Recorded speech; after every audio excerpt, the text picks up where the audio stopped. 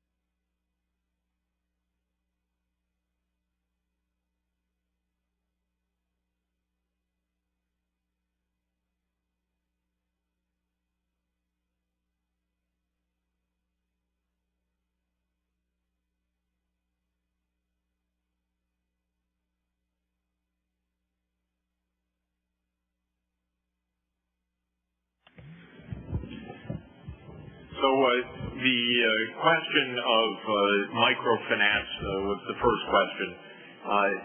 Actually, Latin America has a quite distinguished history in microfinance. Acción, Banco Sol, and many other institutions were early successes in microfinance in the region. And I do believe in it. And it does play a role and it does help. There are two other kinds of programs that I would mention. There's another program that has been used by Mexico and Brazil. In Mexico, it's been called Progresa. In Brazil, it's the Bolsa Familia, which have been direct payments to poor households on conditions that children are immunized, they're in school, help with nutrition, and so forth. If countries can afford it, that has some merit also. There's a third aspect to this, though, that I think is important, and that is that both the microfinance and the Bolsa Familia are mainly about individual households, but also communities and regions need basic infrastructure investment.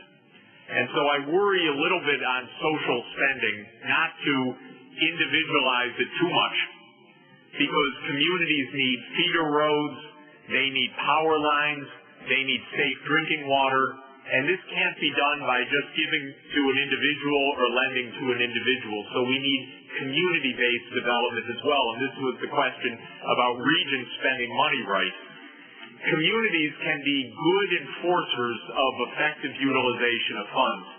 If the money goes to a community and the community knows that that's for the schools and for the clinic, and no district official is going to rip them off, there's actually a possibility of, just like with the microloans, of governing this kind of transfer by getting the communities to say, that's our money, we're empowered, that's for our teacher, that's for the nurse in this clinic, and so forth. And I think that kind of community-based investment is really important as well. Almost every country in this region has pockets of pretty extreme poverty, even middle-income countries. And I think some community-based development in those pockets of poverty is very, very important. So microfinance cannot bring an impoverished community that doesn't have basic infrastructure, no roads, doesn't have good water, doesn't have a clinic. Microfinance will not solve that problem. For that, we need public finance. And I've been on a kind of little bit of a battle for 20 years now. The pendulum went from state ownership to privatization of everything. And that's no good, because we need public investments in health, we need public investments in schools, we need public investments in science, we need public investments in water. The idea that the private sector can solve all these problems isn't right. And we need a balance, a mix, and not to let it go too far one way or too far the other way. And so I want to just put an emphasis on some of the public investment aspect of this, that I think my country is the only one that doesn't really have a proper public health sector. It's got this privatized system, which is incredibly expensive. Don't try that at home, I might say. We don't get the health we need at the cost we spend. Look, if you First, look to yourselves. Tahoe has done a beautiful job in the hemisphere for 100 years, really controlling disease beautifully, some very focal programs. And that's why even when incomes are $2,000 or $3,000, life expectancy is 70 or more. That's a great accomplishment. But as populations age, you're going to be investing in health. The U.S. model is too expensive even for the U.S. Look to other approaches, because otherwise you'll find this, especially with such inequality in the countries, you'll find that the high incomes will want to just be out, and the poor will be without help. And you try to finance the poor through public sector, it won't be possible. So I would say, if the rich are opting out, I really believe in unified public systems to meet the vast bulk of the needs. This is not the U.S. tradition, but it is a much more effective way to ensure that health is reaching the broad population. So that's what I would say there. On investments in education, this is again a life cycle from preschool to primary, secondary, tertiary, and adult education. I mean, I don't know about you, but I feel like I'm learning something every day, and we better be educated every day, and we better find ways to have continuing adult education, if I might say so that that's also part of our educational component. In the U.S., again, we need that because somehow we've lost a little bit of the science urge, and I think that's not so safe for us. So preschool and nutritional inputs, as the President said, I think are extremely important, and they have a strong track record. I do believe, by the way, there is no future in the 21st century without post-secondary education. That's really amazing, because that's a big expense. And I cringe whenever I see the universities being cut back. They can't be cut back. They really need to be in the forefront right now. But we need to figure out how to use information technology to lower costs of education, broaden the reach, make sure that everybody really does have the worldwide information available to them, make sure schools are wired. Let's get the Gates Foundation, and let's get OAS, and let's get the Inter-American Development Bank and COF and others to answer the question, how can we make sure that every school in all of the countries by the year 2015 are on internet, for example, every one. Maybe it can even be done sooner.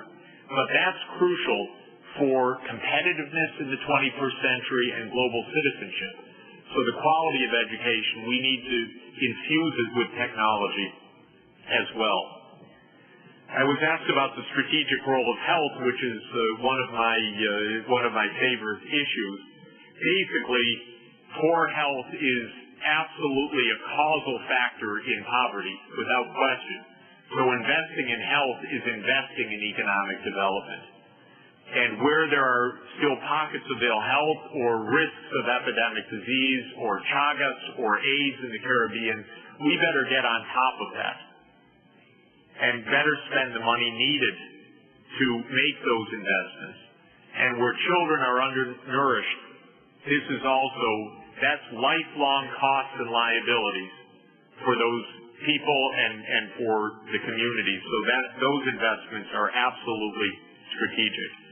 For countries, especially the poorer countries burdened by debt, we should still look for ways to turn some of those debt flows into some of these investments in meeting the basic needs when financially that is absolutely key to a solution. And I'm speaking mainly about the poorest of the poor. I'm not trying to create a bond market crisis here. I'm talking about the poorest countries that have not seen a definitive resolution of their debt overhang. Thank you very much, Professor Sachs. We can take one more question, I think. The young gentleman in the middle there.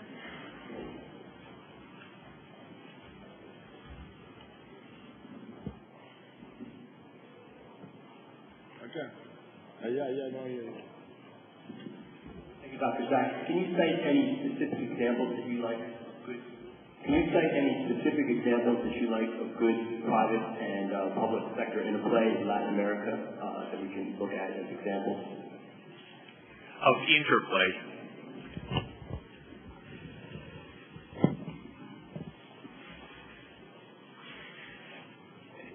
Let me say where I think the interplay is most important.